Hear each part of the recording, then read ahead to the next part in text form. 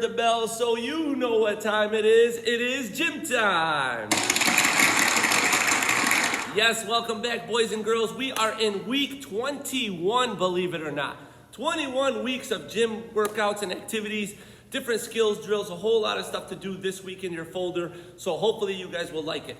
My assistant is back, Brooke. She's here to demonstrate some of the workouts and the exercises we have. And this week you might also need a partner for the football activity. If you don't have a partner, that's okay. You can still do them and you can still keep points by throwing at a target. But it's a lot easier if you have an extra person, maybe brother, sibling, sister, aunt, uncle, mom, or dad, in order to participate with you, to make the activity a little more fun and to keep track of your points and to really practice the skills. This week we're doing football because what big sporting event happens this weekend, Brooke? Do you know by any chance?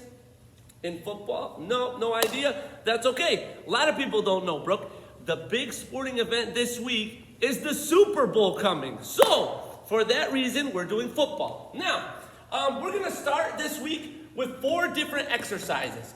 4 different exercises, all new. We've never done these before, so these are all new, and some of them are really tough. The next thing we're going to get into is 2 different types of challenges, 2 challenges. Last week, I did a couple challenges, and you guys did amazing on them. So we're going to put 2 more in this week's video. After that, we're going to get into football skills drills. We're going to do overhand throwing, underhand throwing, along with catching, and snapping. Every football play starts with a snap, so we're going to practice some snapping. So a lot to get into this week.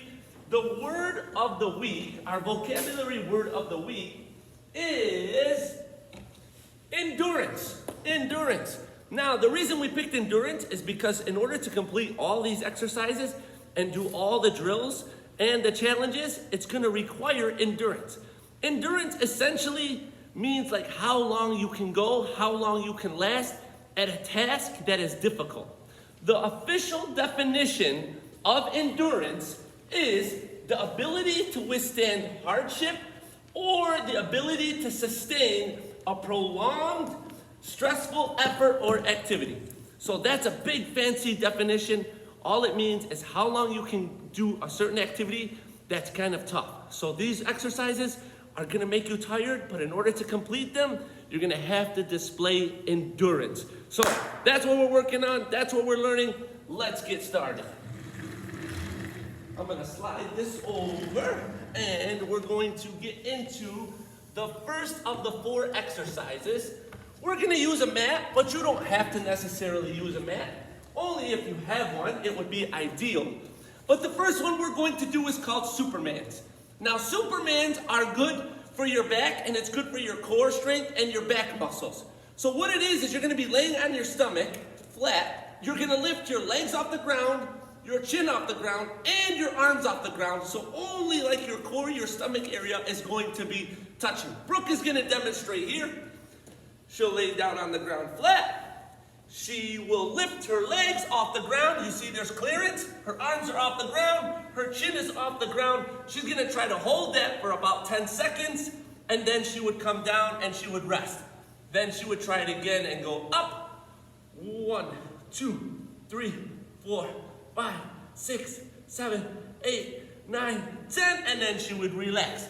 You're gonna try to hold this for 10 seconds, and you're gonna try it 5 times. By the time you're done, you will have tested your endurance. It takes a lot of core strength, a lot of back strength in order to do this. It's a tough exercise. The next one we're going to do is called V-sit huggers. So V as in like the letter V, because your body is gonna form a letter V. I'm gonna move this up just a little bit, Brooke. You can get into position for the V-sit huggers.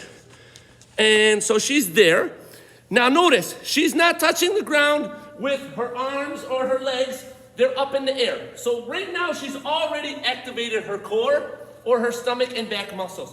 What she's gonna do is she's gonna bring her legs in without touching the ground. And when she does, she's gonna hug them. So it's called a V-sit because her body's in a V, the form of a V. And then she's called huggers because she's gonna hug her legs. You're gonna try 10 of these or for 30 seconds and see how many you can do. So ready, Brooke? I'll do a couple with you. We'll see if we can get 10. I'll get in position, arms off the ground, and I'll hug 1, and 2, and 3, and 4, and 5, and 6, and 7. There's 8, there's 9, and last one, 10. Woo! If I had to do any more, I would really test my endurance. So, you're gonna try to do sets of 10 or do 30 seconds worth and see how many you can do. The next exercise we're going to do is number 3. And this is the alternating leg and arm lift. Alternating being because you're gonna switch from the left to the right, from the left to the right. The way it's going to look is, Brooke will get down on both knees and both hands. So she's got 4 points of contact. 2 hands and 2 knees. Then she's going to pick one leg to lift, and then she'll lift at the same time the opposite arm. So let's see it, Brooke. She picked, right here is her left leg, and because she picked her left leg, she lifts her right arm. So it's opposite. Then she would switch it. And then 2, and then 3, and then 4, and then 5, and 6, and 7, and 8, and 9, and 10. So she just did a set of 10. You would do this for 30 seconds, see how many you would get, and then do that 3 times, and really test your endurance. So that's called the alternating leg and arm lift. Our 4th and final exercise is gonna require you to stand up. So for this one, you can put your hands in any position that you want. Maybe on your sides, maybe on your head, however you choose. What it is you're gonna lift your knees up. It's called knees up and knees out. So you're going to work your legs and you're gonna lift one knee, drop it down, and then push that same knee, but push it out. And then drop it, and then go knee up and knee out. And then knee up and then knee out. So let's do a set of 10, Brooke. Are we ready? Set, go. 1, 1, 2, 2, then 3, then 3, then 4, then 4, then 5, then 5, then 6, then 6, then 7, then 7, then 8, then 8, there's 9, and there's 10, and 10. Woo! Just doing a couple of these exercises, I'm already getting hot, and I'm testing my endurance. So hopefully at home, when you do these for 30 seconds, and you do multiple sets, you will really get in a good workout. Okay, so that is our basic exercises, our 4. Now we're gonna talk about the first challenge. This is called a diamond push-up. This one is really tough. If you can do it, great. If not, that's okay. Here we go. You're gonna put your hands in a diamond, you're gonna drop down into push-up position, and you're gonna try to do a push-up with your hands in this same position. Let's try it, Brooke. And 1, 2, and 3. Whoo! I can just barely do a couple. I just demonstrated 3. Brooke could probably do way more because she's super strong, but that's called the diamond push. If you can do those, you are super strong. Okay, our next challenge is a mental challenge. It's gonna require you to use the left and right side of your brain at the same time. So what you're going to do, it's called the pointer to numbers 1, 2, 3 challenge. You're gonna start with a pointer finger and a number 1. Scoot up a little bit, Brooke. So I got my pointer here and my number 1 here. What I'm going to try to do is I'm gonna try to switch them and put the pointer to this hand and the number 1 to this hand. And then I'm gonna try to switch it back. Pointer to this hand, number 1 to this hand. After you get this down, where you can switch it nice and smooth, then you can put up number 2 and then try the pointer to number 2. And then you'll put the pointer on the other hand, number 2 on this one. Then you'll put the pointer and the number 2 on this one. It looks easy, but when you try it, it's super hard. After you have mastered the number 1, number 2 switch, then you try the number 3 switch. So you put up 3 fingers with your pointer, and then you're gonna try to switch it, pointer to 3. And the quicker you go, the harder it is. And before you know it, you'll be using the left and right side of your brain at the same time. Super cool challenge. If you can do it, amazing job. Okay, we're now going to switch to the next part of our lesson. Bro, can you grab the football? And we're gonna do the overhand throw, underhand throw, and the snapping. So let's just move the camera. Excuse us for this right here. Give us a quick minute and we'll get started. So for this football, what you're gonna try to do is an overhand throw, and your partner is gonna try to do an underhand throw. And then you're gonna switch it. So if I start with overhand, over my shoulder, overhand throw, the next time I catch the ball, I'm gonna do underhand.